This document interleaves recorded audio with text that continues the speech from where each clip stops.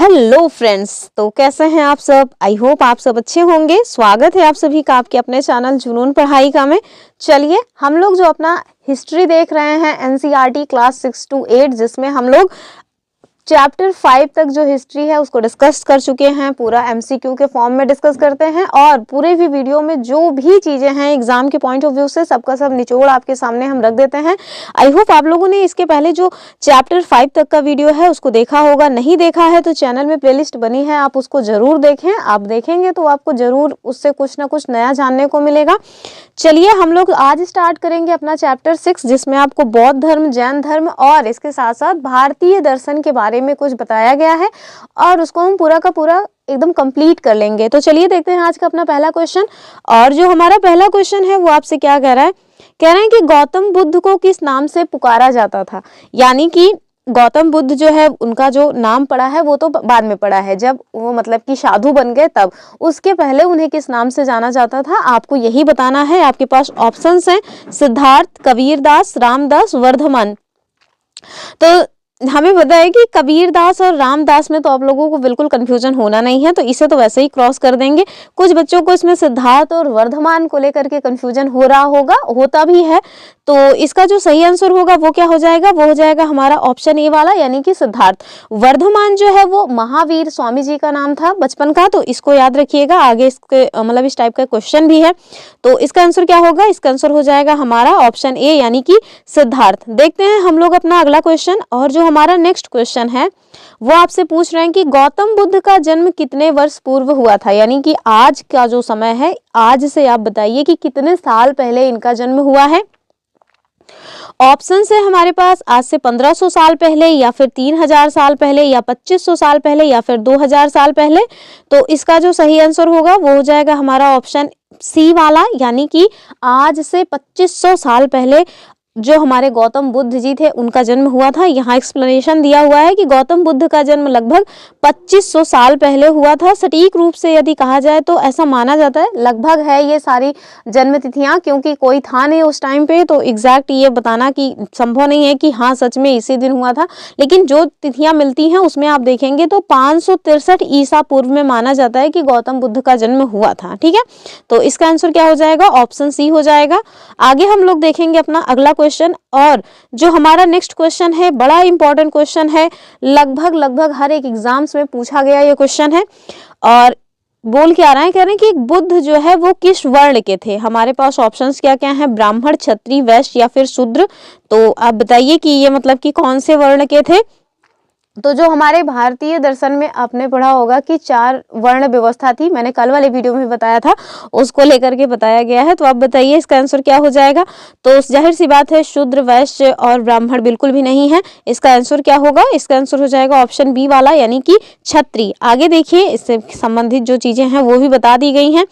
तो वो कोई मतलब बहुत ही अच्छा क्वेश्चन नहीं माना जाएगा, क्योंकि उनके टाइम में वो मतलब वर्ण व्यवस्था को मानते नहीं थे ना, इस वजह से। चलिए देख लेते हैं।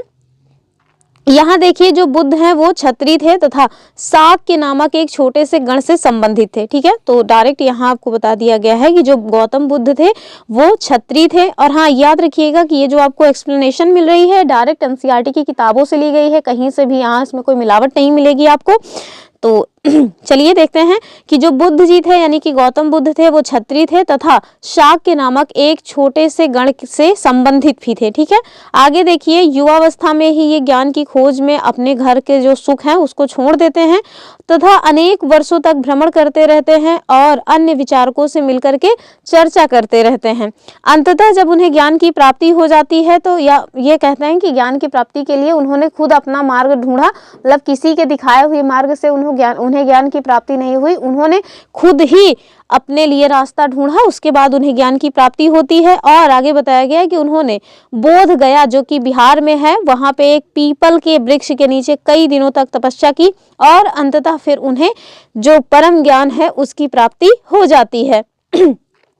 इसके बाद से वे फिर बुद्ध के रूप में जाने जाने लगे, यानी कि इसके पहले जब तक उनको ज्ञान की प्राप्ति नहीं हुई थी, जब तक वो मतलब अपने घर पे थे, तब तक तो उन्हें सिद्धार्थ के नाम से जाना जाता है। लेकिन जब उन्हें ज्ञान की प्राप्ति हो जाती है तो उसके बाद फिर उन्हें बुद्ध के नाम से जाना जाने लगा। आगे देखिए कि यहाँ से, यानी कि जो बिहार का गया था, वहां से आप देखिए कि वाराणसी के निकट स्थित फिर वो कहाँ चले गए, सारनाथ चले गए। यानी कि उन्हें पीपल के पेड़ के नीचे उन्होंने तपस्या की बिहार में, जो कि गया नामक स्थान पे, मतलब कि उनको ज्ञान की प्राप्ति हुई। और ज्ञान प्राप्ति के बाद वो कहाँ चले गए, तो वो चले गए वाराणसी के निकट सारनाथ में, और वहीं पर उन्होंने पहली बार उपदेश दिया। डायरेक्ट क्वेश्चन बनता है कि पहली बार गौतम बुद्ध जी ने कहाँ पे उपदेश दिया था, तो उसका जो आंसर होगा वो हो जाएगा सारनाथ। ठीक है, आगे आप देखिए फिर कुशीनारा में इनकी मृत्यु हो जाती है, यानी कि अपनी मृत्यु से ठीक पहले का जो टाइम है वो उनके द्वारा कहाँ पे बिताया गया है, तो कुशीनारा, या फिर आप देखेंगे कि उत्तर प्रदेश का जो कुशीनगर है ना, वहीं पे है ये कुशीनारा नामक स्थान। ठीक है, और आगे देखिए कि उसके पहले, यानी कि मृत्यु के पहले का जो टाइम था, उन्होंने पैदल ही एक स्थान से दूसरे स्थान की यात्रा की और लोगों को शिक्षा देने में अपना पूरा टाइम व्यतीत किया था। ऐसा नहीं है कि बिस्तर पे पड़े रहे और अपनी मृत्यु का इंतजार करते रहे, तो ऐसा नहीं है, अपनी मृत्यु का इंतजार नहीं कर रहे थे वो। जितना भी उनके पास टाइम था वो एक स्थान से दूसरे स्थान पर यात्रा करते रहे और अंततः फिर कुशीनगर में उनकी मृत्यु हो जाती है। ठीक है, तो इसका आंसर क्या हो गया, वो हमने देख लिया कि जो भगवान बुद्ध थे या गौतम बुद्ध थे वो किस वर्ण से संबंधित थे, तो क्षत्रिय वर्ण से। आगे देखेंगे हम लोग अपना अगला क्वेश्चन। अभी हम ऊपर जो एक्सप्लेनेशन था उसमें देख के आ रहे हैं कि जो महात्मा बुद्ध थे वो किस गण से संबंधित थे, तो ये ऐसा ही क्वेश्चन भी बना हुआ है कि महात्मा बुद्ध किस गण से संबंधित थे। हमारे पास ऑप्शन है लुम्बिनी, ये तो अजीब अजीब से ऑप्शन हैं, वज्जी, उज्जैन या शाक्य। तो इसका आंसर क्या हो जाएगा, तो हम ऊपर देख के आ रहे हैं कि जो गौतम बुद्ध जी थे या महात्मा बुद्ध थे वो शाक्य गणराज्य से संबंधित थे। आगे देखेंगे हम लोग अगला क्वेश्चन, और जो हमारा अगला क्वेश्चन है वो क्या है, कह रहे हैं कि महात्मा बुद्ध को कहाँ निर्वाण प्राप्त हुआ, तो निर्वाण मतलब होता है मृत्यु। ठीक है, महापरिनिर्वाण भी बोला जाता है। तो महात्मा बुद्ध को कहाँ पे निर्वाण प्राप्त हुआ, अभी ऊपर जो एक्सप्लेनेशन है उसमें हमने देखा ही है, फिर भी देख लीजिए ऑप्शन है वाराणसी, सारनाथ, बोध गया या कुशीनारा। अगर किसी ने ढंग से नहीं पढ़ा है तो जाहिर सी बात है कि अभी जो हम लोग एक्सप्लेनेशन देख रहे थे उसमें हमने देखा कि सारनाथ भी आया था, बोध गया भी आया, वाराणसी भी आया, कुशीनारा भी आया। तो अगर ध्यान नहीं दिया गया है तो फिर क्वेश्चन गलत हो जाएगा। तो इसका आंसर क्या होगा, इसका आंसर हो जाएगा कुशीनारा। तो मतलब महात्मा बुद्ध को निर्वाण की प्राप्ति कहाँ हुई थी, अर्थात उनका देहांत या उनकी मृत्यु कहाँ हुई, तो कुशीनारा में हुई है, जो कि उत्तर प्रदेश के कुशीनगर में है। ठीक है, चलिए देखेंगे अपना अगला क्वेश्चन। और जो हमारा अगला क्वेश्चन है वो कह रहे हैं कि महात्मा बुद्ध ने अपना पहला उपदेश कहाँ दिया था, तो उस एक पैराग्राफ से देखिए कितने सारे क्वेश्चंस बन गए हैं। ऑप्शंस क्या क्या है हमारे पास, सारनाथ, कुशीनारा, ये वाराणसी या फिर गया। तो आप देखिए कि गया में तो उनको जो है ज्ञान की प्राप्ति हुई, लेकिन गया में जब उन्हें ज्ञान की प्राप्ति हो गई उसके बाद वो कहाँ पे यात्रा किए थे, तो सारनाथ में उनके द्वारा यात्रा की गई थी और वहीं पे इनके द्वारा पहला उपदेश भी दिया गया था। तो इसका जो सही आंसर होगा वो हो जाएगा हमारा ऑप्शन ए, यानी कि सारनाथ। ठीक है, चलिए अब देख लीजिए, यहाँ पे आपको बताया गया है कि जो सारनाथ स्तूप है ना, ये किससे संबंधित है, आगे इसका क्वेश्चन मिलेगा भी आपको। तो आप देखेंगे कि जो स्तूप है, महात्मा बुद्ध के लिए कई सारे स्तूपों का निर्माण करवाया गया है, और जो स्तूप है वहीं पे जो है ये मतलब कि जो सारनाथ का स्तूप है, तो जो सारनाथ स्तूप है इसमें आप देखेंगे कि ये किससे संबंधित है। तो पहली बार सारनाथ में गौतम बुद्ध जी के द्वारा अपना पहला उपदेश दिया गया था। यही कारण है कि जो सारनाथ का स्तूप है वो इसी सर्वप्रथम उपदेश देने वाली घटना की उपलक्ष्य या उनकी स्मृति में ही बनाया गया है, तो ये याद रखिएगा। आगे देखिए, गौतम बुद्ध जी ने जो अपनी शिक्षा दी है वो कौन सी भाषा में दी है, ये क्वेश्चन भी डायरेक्ट बनता है। तो याद रखिएगा कि प्राकृत भाषा में उनके द्वारा शिक्षा दी गई है।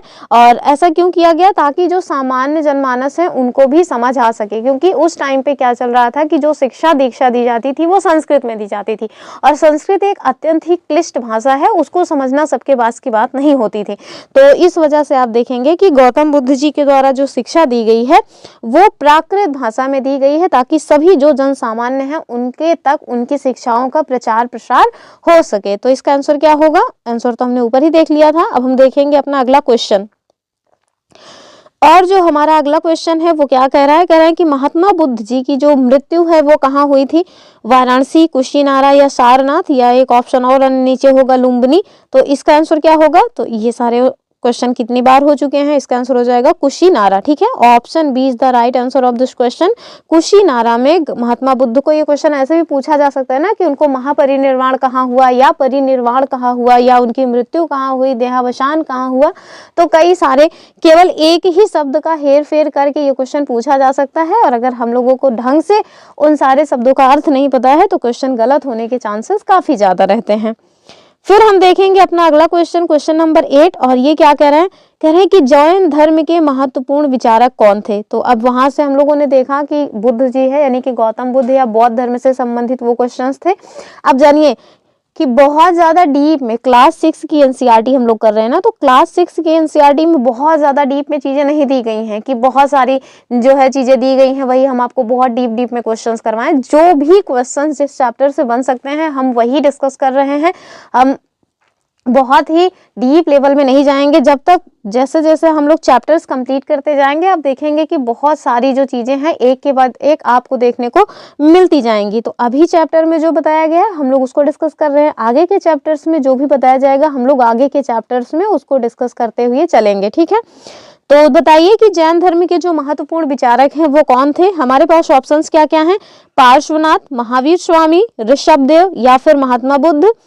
तो डी वाला ऑप्शन तो अपने आप ही कट जाएगा क्योंकि महात्मा बुद्ध तो बौद्ध धर्म से संबंधित हैं, तो यहाँ इनका कोई रोल नहीं आएगा। आप देखिए कि ये जो 3 नाम दिए हुए हैं ये तीनों नाम जैन धर्म से संबंधित हैं, और इसका जो सही आंसर होगा वो क्या हो जाएगा, ऑप्शन बी हो जाएगा, यानी कि महावीर स्वामी। ठीक है, आगे देखते हैं अपना अगला क्वेश्चन। अब आपसे पूछा जा रहा है कि जैसे गौतम बुद्ध को हमने देखा कि वो मतलब उनके द्वारा अपना युवावस्था में ही अपना गृह मतलब त्याग दिया गया था, गृह के जो भी सुख रहे हैं उनको त्याग करके वो साधु या सन्यासी बन गए थे। वैसे ही आप देखेंगे कि महावीर स्वामी जो है वो भी अपने घर बार को त्याग करके ही सन्यास लेते हैं, यानी साधु बनते हैं। आपसे पूछा जा रहा है कि महावीर स्वामी जो है किस वर्ष की आयु में, यानी कि वो कितने वर्ष के थे जब उनके द्वारा अपने गृह को त्यागा गया। ऑप्शंस हमारे पास 25 वर्ष, 12 वर्ष, 20 वर्ष या फिर 30 वर्ष। तो इसका जो सही आंसर होगा वो हो जाएगा हमारा ऑप्शन सी, मतलब डी वाला, यानी कि 30 वर्ष। तो महावीर स्वामी जी के द्वारा अपने घर को 30 वर्ष की आयु में छोड़ दिया गया था। ठीक है, यहाँ देखिए जैन धर्म के बारे में कुछ बताया गया है और ये चैप्टर बड़ा इंपॉर्टेंट है। चैप्टर का मतलब है ये वाला पैराग्राफ जैन धर्म से संबंधित है और काफी इंपॉर्टेंट है, काफी कुछ आपको इसमें जानने को मिल जाएगा।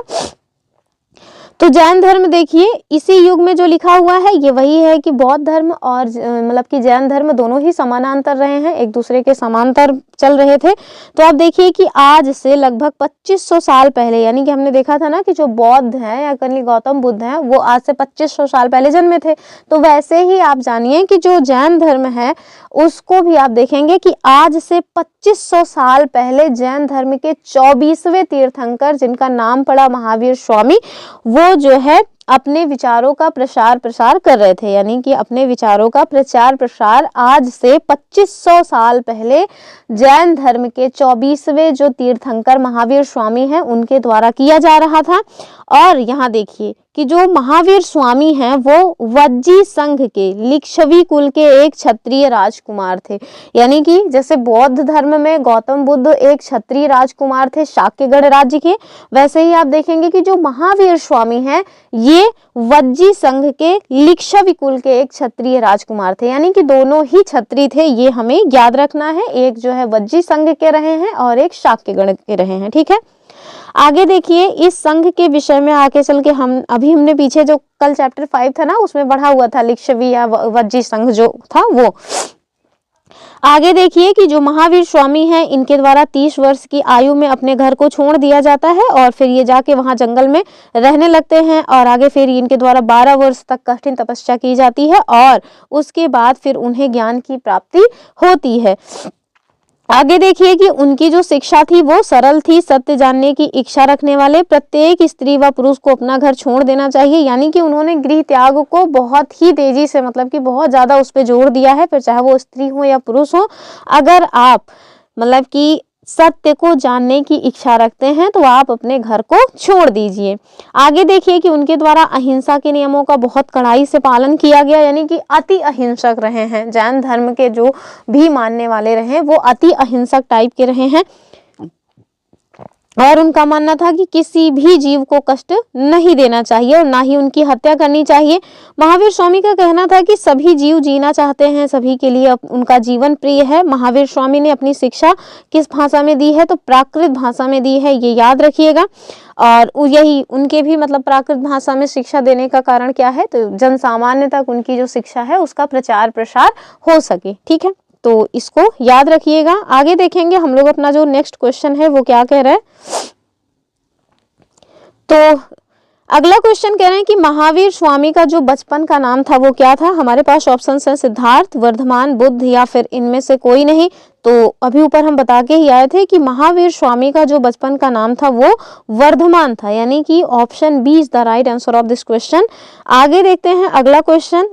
और अब देखिए कि जो हमारा अगला क्वेश्चन है वो आपसे कह रहे हैं कि जैन धर्म की जो शिक्षाएं हैं वो कहाँ लिखी गई? तो उस स्थान का आपको नाम बताना है। ऑप्शन है हमारे पास वल्लभी, उज्जैन, कौशाम्बी या फिर वाराणसी। तो इसका आंसर क्या हो जाएगा? ये उसका आंसर हो जाएगा हमारा ऑप्शन ए वाला, यानी कि वल्लभी। यहाँ देखिए, यहाँ आपको डायरेक्ट बताया गया है कि वर्तमान में या वर्तमान रूप में उपलब्ध जो भी जैन धर्म की शिक्षाएं हैं, जो भी जैन धर्म की शिक्षाएं हैं वो लगभग 1500 साल पहले कहाँ लिखी गई थी? तो गुजरात के वल्लभी नामक स्थान पर लिखी गई थी। ये हमारे लिए इंपॉर्टेंट पॉइंट है कि जो वल्लभी है वो गुजरात में है और आज से 1500 साल पहले जैन धर्म की जो शिक्षाएं हैं वो यहीं पर लिखी गई थी। आगे देखते हैं हम लोग अपना अगला क्वेश्चन, क्वेश्चन नंबर 12। कह रहे हैं कि भगवान बुद्ध का या गौतम बुद्ध द्वारा जो पहली बार उपदेश दिया गया था वो एक महत्वपूर्ण घटना रही है, जिसकी स्मृति में कहां पर एक स्तूप का निर्माण करवाया गया था। हमने ऊपर ये वाला जो क्वेश्चन है उसको डिस्कस किया है, क्वेश्चन नहीं डिस्कस किया था, एक्सप्लेनेशन के रूप में देखा था। यहाँ पे वही क्वेश्चन पूछा जा रहा है डायरेक्ट आपसे। तो ऑप्शन है हमारे पास सांची, सारनाथ, भरहुत या फिर अमरावती। तो इसका आंसर क्या हो जाएगा? इसका आंसर हो जाएगा हमारा ऑप्शन बी, यानी कि सारनाथ।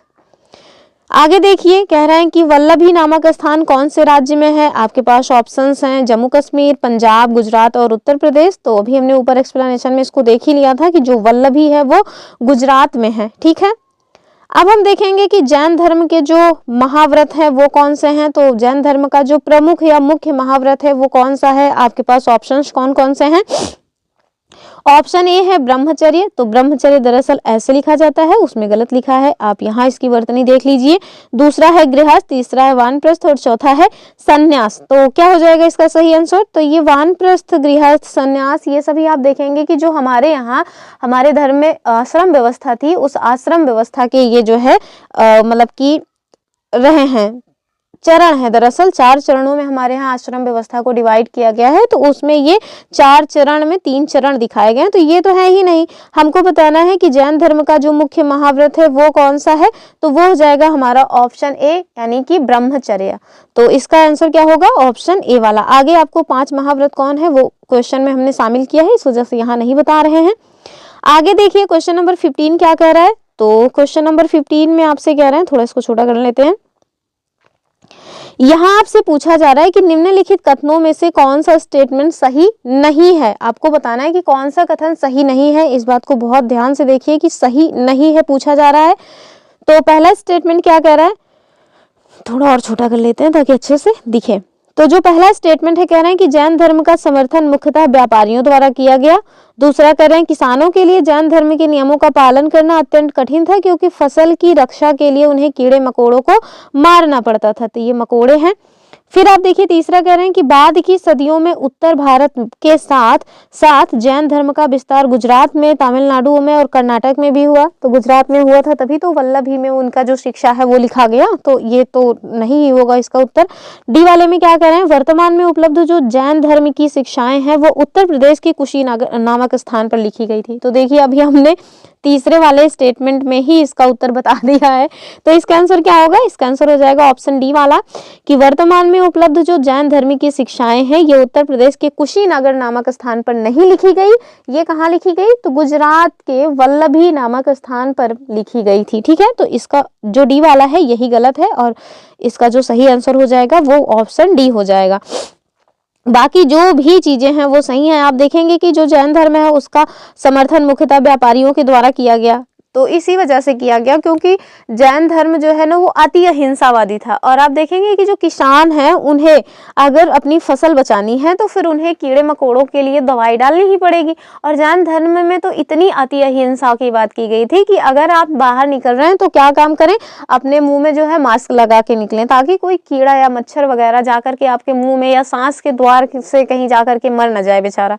और साथ में अगर आप कहीं पे बैठ रहे हैं, चल रहे हैं तो झाड़ू लगाते हुए चलिए जिससे कि कोई आपके पैर के नीचे ना जाए। तो इस तरह की हरकतें या इस तरह का जो काम है वो कोई किसान तो बिल्कुल भी नहीं कर सकता बेचारा ना। तो इसका आंसर क्या होगा? इसका आंसर डी वाला हो जाएगा। बाकी जो भी चीजें दी गई हैं वो सबकी सब सही हैं। आगे देखते हैं क्वेश्चन नंबर 16। अब हम देखेंगे जो भारतीय दर्शन है उसमें जो 6 पद्धति बनाई गई हैं, 6 पद्धतियां, उस पे संबंधित कुछ क्वेश्चंस हमने लिए हुए हैं और ये सब हमारे उसी चैप्टर में दिया हुआ है। ऐसा नहीं कि हमने कहीं बाहर से आसमान से लाया है, मंगल ग्रह से लाया, नहीं। वो जो चैप्टर 6 है ना उसमें बहुत ही काफी मतलब इम्पोर्टेंट पॉइंट्स दिए हुए हैं, आपको उसको जरूर पढ़ना चाहिए। हालांकि जो लोग ये मतलब पूरी की पूरी वीडियो देख लिए हैं उनको जो भी उसमें पॉइंट्स थे वो सबके सब मिल गए हैं। कुछ 1-2 कहानियां हैं जिसमें कुछ क्वेश्चन बनने लायक नहीं है, इस वजह से मैंने उन कहानियों को स्किप किया है। चलिए क्या कह रहे हैं? कह रहे हैं कि षड दर्शन क्या है, आपको बताना है कि षड दर्शन क्या है। हमारे पास ऑप्शंस क्या क्या हैं? भारतीय दर्शन की 6 प्रमुख शाखाएं और भारतीय दर्शन के 6 संस्थापक, भारतीय दर्शन के 6 उपनिषद या भारतीय दर्शन की योजनाएं। तो इसका आंसर क्या हो जाएगा? इसका आंसर हो जाएगा हमारा ऑप्शन ए वाला, यानी कि भारतीय दर्शन की 6 प्रमुख शाखाएं हैं षड दर्शन। तो यहाँ देखिए आपको डायरेक्ट यहाँ बताया गया है कि भारतीय दर्शन की जो 6 पद्धति है यानी कि षड दर्शन, यहाँ बताया गया है आपको।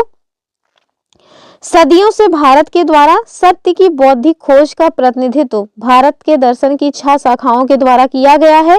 और ये 6 शाखाएं कौन सी हैं? ये बड़ी इंपॉर्टेंट चीज है, इसको आप जरूर याद रखिएगा कि पहला है वैशेषिक। डायरेक्ट पूछा जा सकता है ना कि षड दर्शन में क्या शामिल नहीं है, तो इसको याद रखिएगा। जो 6 दर्शन है वो है वैशेषिक, न्याय, सांख्य, योग, पूर्व मीमांसा और वेदांत या उत्तर मीमांसा। ठीक है, आगे आपसे बता रहे हैं कि दर्शन की इन 6 पद्धतियों की स्थापना क्रमशः ऋषि कणाद, गौतम, कपिल, पतंजलि, जैमिनी और व्यास के द्वारा मानी जाती है, जो आज भी देश के मतलब बौद्धिक चर्चा को दिशा देते हैं। ठीक है, जर्मन मूल के एक ब्रिटिश भारतविद थे जिनका नाम है फ्रेडरिक मैक्स मूलर। इनके द्वारा जो दर्शन है इनकी 6 शाखाओं का विकास कई पीढ़ियों के दौरान व्यक्तिगत विचारकों के योगदान से हुआ है।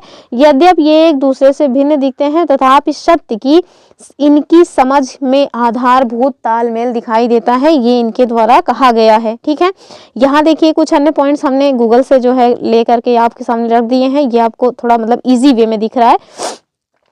तो यहाँ देखिए ये सारणी बनी हुई है, इस सारणी में क्या क्या बताया गया है? सबसे पहला दर्शन, फिर उसके प्रवर्तक कौन है और उसके क्या मुख्य सिद्धांत हैं, ये आपको बताया गया है।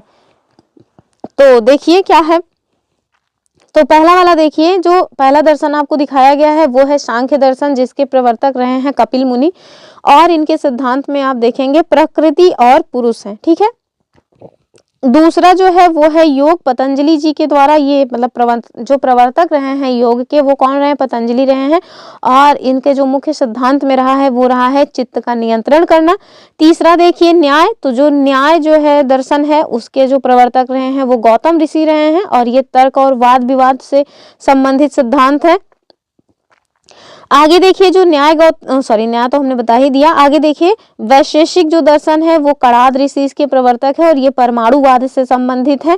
आगे देखिए मीमांसा दर्शन जो कि जैमिनी इसके प्रवर्तक हैं और वेदों के अर्थ से मतलब इसका सिद्धांत है। और लास्ट में आप देखिए कि वेदांत है, यानी कि वेदों का अंत, जो कि मतलब जिसके प्रवर्तक कौन है? तो बादरायण है और इन्होंने ब्रह्मा और आत्मा के एकत्व का सिद्धांत दिया हुआ है। तो ये सारी चीजें याद रखिएगा। कई बार मैच द फॉलोइंग में आ जाता है, एक साइड ये दर्शन लिखे रहेंगे, एक साइड प्रवर्तक लिखे रहेंगे और आपको मैच करना होता है। ठीक है, तो फिर से बता रहे हैं, सांख्य कपिल मुनि, योग पतंजलि, न्याय गौतम ऋषि, वैशेषिक कणाद मुनि और मीमांसा जैमिनी, वेदांत जो है बादरायण। सोचिए कि ये जो क्वेश्चन है कितना इंपॉर्टेंट है कि हमारे यहाँ जो उत्तर प्रदेश पीसीएस प्रीलिम्स का एग्जाम होता है उसमें ये क्वेश्चन कई बार पूछा गया है। तो इस बार तो नहीं पूछा गया है, उत्तर प्रदेश 2024 का प्रीलिम्स का एग्जाम तो इस बार तो मतलब सर के पार गया है, तो इस बार नहीं पूछा गया है, कई बार पूछा गया है उसके पहले, तो इस बार वाले तो बात ही करना बेकार है। आगे देखिए, यहाँ पे नोट में बता दिया गया है कि ये जो 6 दर्शन है वो भारतीय दर्शन का आधार है और इनके सिद्धांतों का प्रभाव भारतीय संस्कृति और उसकी जीवन शैली पर बहुत गहराई से पड़ा हुआ है, तो ये याद रखिएगा। चलिए देखते हैं अपना अगला क्वेश्चन। और यहाँ देखिए कि जो वैशेषिक दर्शन है उसका मूल तत्व क्या है। यहाँ हमने आपको बताया ना कि जो वैशेषिक दर्शन है उसका मूल तत्व क्या है, तो ये देखिए, ये कणाद मुनि के द्वारा दिया गया है और परमाणुवाद इसका जो है मूल सिद्धांत है। यहाँ देखिए क्वेश्चन देख लेते हैं।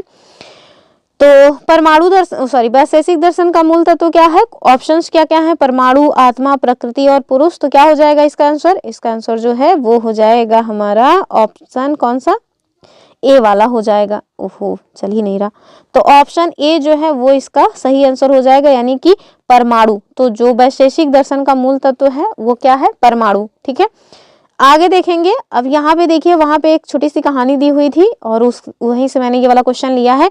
आपको बताना है सत्यकाम जाबाल जो है ये किस उपनिषद में वर्णित है। हमारे पास ऑप्शंस क्या है, कठोपनिषद, छांदोक उपनिषद, मुंडकोपनिषद या फिर ईशानोपनिषद या ईशोपनिषद।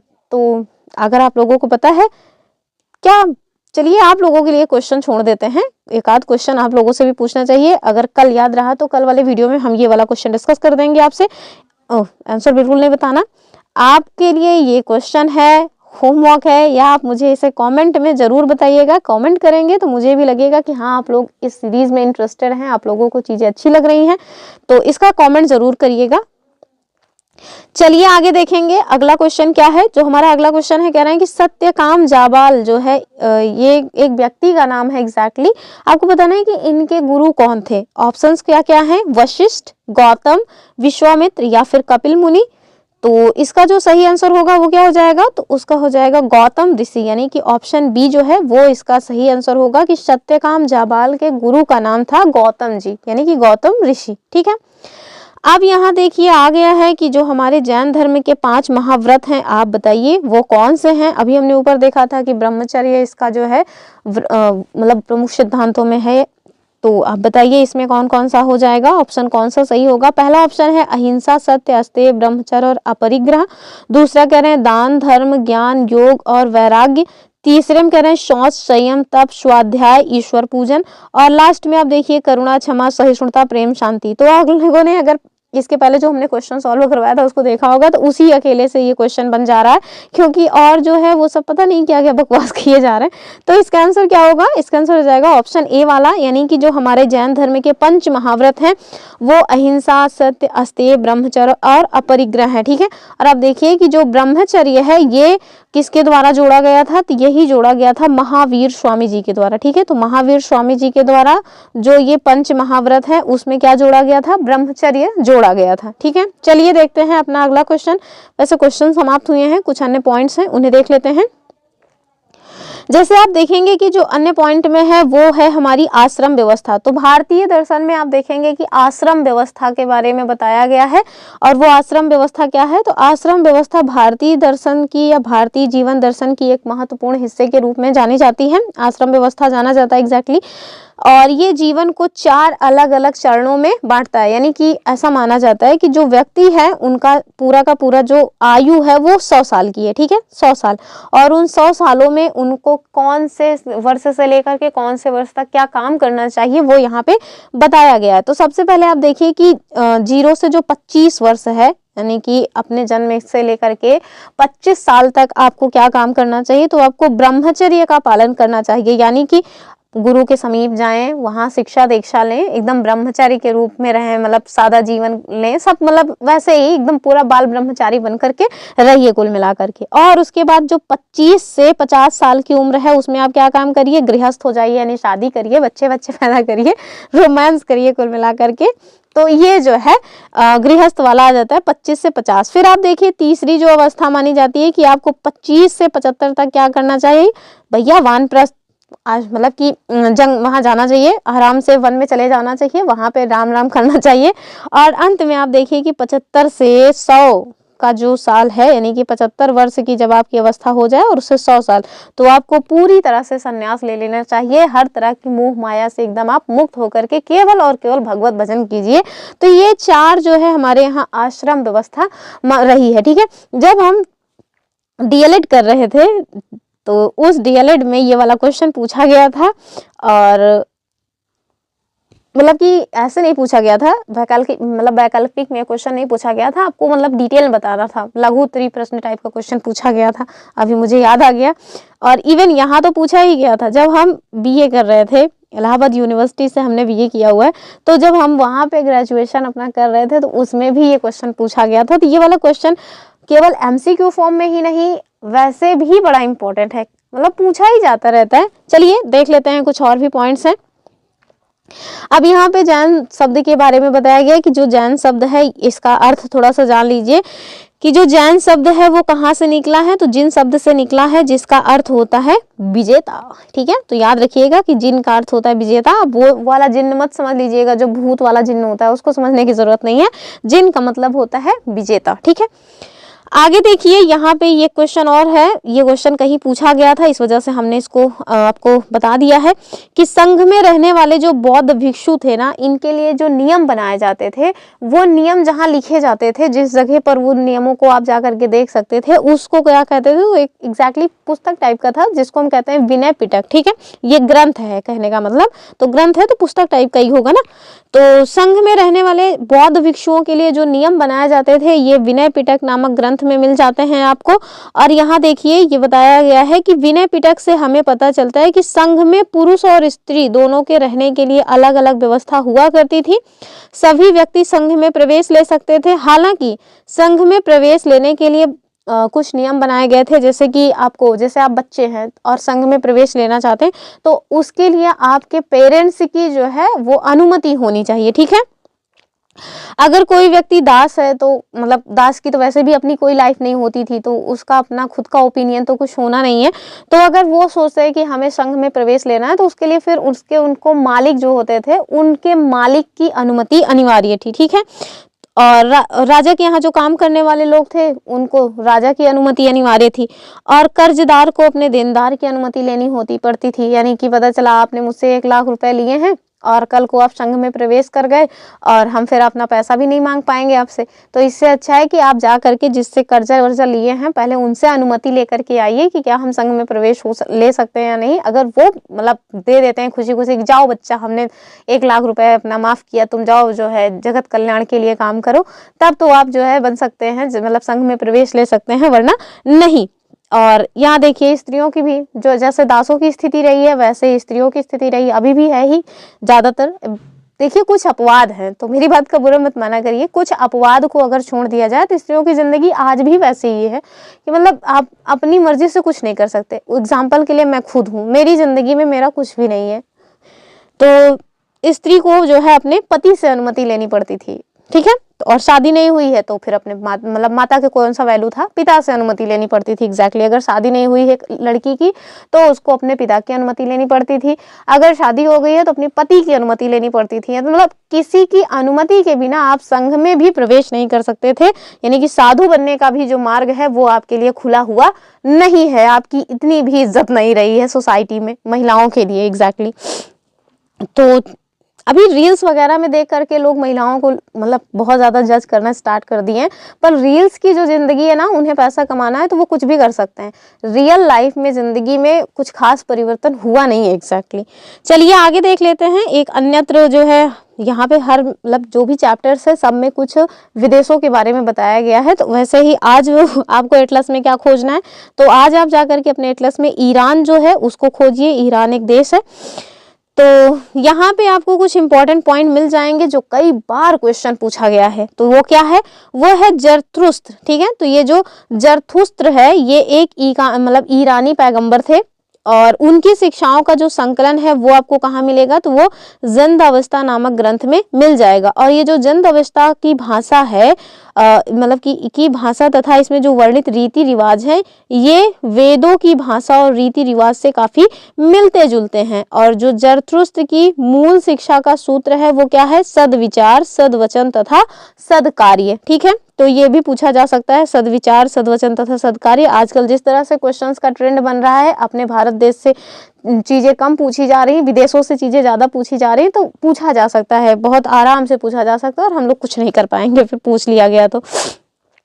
आगे यहाँ देखिए कह रहे हैं कि हे ईश्वर, बल, सत्य प्रधानता एवं सद्विचार प्रदान कीजिए जिसके जरिए हम शांति बना सके। हालांकि जिसको बल प्रदान हो जाता है ना, जिसको बल मिल जाता है वो कितना शांति बनाए रखता है ये फिर सभी जानते हैं।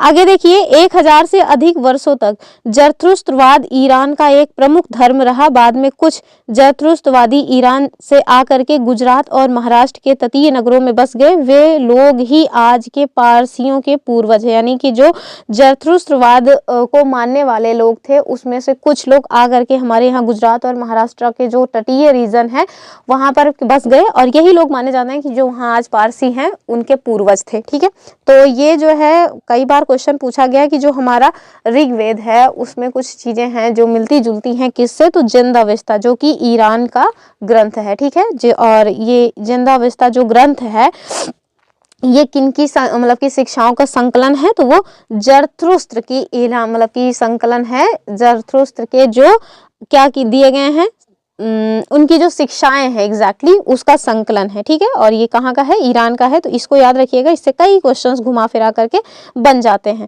चलिए एक और पॉइंट है उसको देख लीजिए, और वो पॉइंट क्या है, तो वो पॉइंट है हमारी महत्वपूर्ण तिथियां जिसका आता है क्रोनोलॉजी। तो फिर हम देख लेते हैं कि उपनिषदों को जो उपनिषद रहे हैं इनके विचारक जैन, महावीर तथा बुद्ध लगभग आज से कब के मतलब कि आज से कितने सौ साल पहले रहे हैं, तो आज से 2500 साल पहले वो लोग रहे हैं हमारी इस पृथ्वी पर। ठीक है, फिर आप देखिए कि जैन ग्रंथों का जो लेखन है वो कब हुआ, तो आज से 1500 वर्ष पहले हुआ है। ठीक है ना, तो ये सारे पॉइंट्स भी याद रखिएगा। तो ये दरअसल क्रोनोलॉजी में बन जाता है ना कि महावीर तथा बुद्ध लिखा रहेगा, 3-4 पॉइंट्स लिखे रहेंगे, आपको क्रोनोलॉजी में सेट करना होगा कि कौन सी घटना पहले हुई है कौन सी बाद में हुई है, तो इस तरह से तो इसको भी याद रखना है आपको। तो आप लोगों ने अगर पूरी वीडियो देख लिया हो तो आप लोगों को ये वाला मिल जाएगा, थैंक्स। नहीं देखा तो कोई बात ही नहीं है। और वीडियो अगर पसंद आए, क्वेश्चंस ठीक लगे हैं तो आप हमारे वीडियो को लाइक कर सकते हैं, चैनल को सब्सक्राइब कर सकते हैं, और अपने फ्रेंड्स के साथ शेयर जरूर करिए। स्पेशली ये क्लासेस उन लोगों को जरूर शेयर करिए जो लोग 1 to 5th का टीचिंग का कोई एग्जाम देने वाले हैं, यानी कि अगर टीचर बनने के लिए पढ़ाई कर रहे हैं तो उनके लिए ये बहुत ही काम की क्लासेस है। फिर चाहे वो बीपीएससी टीआरई में देना हो या फिर केवीएस में देना हो या कोई भी अदर एग्जाम, जैसे आरआरबी का भी टीचर के लिए आया है एग्जाम होना है, मध्य प्रदेश में भी टीचर का एग्जाम होना है, और रीट के लिए भी वैकेंसी आ रही है। तो इन सब में जो है आप देखेंगे कि आपको ये क्लासेस हेल्प कर जाएंगी। और बाकी आप देखिए जैसा कि मैंने बताया कि उत्तर प्रदेश पीसीएस प्रीलिम्स में वो वाला क्वेश्चन पूछा गया है, ऐसे कई सारे क्वेश्चन पूछे गए हैं।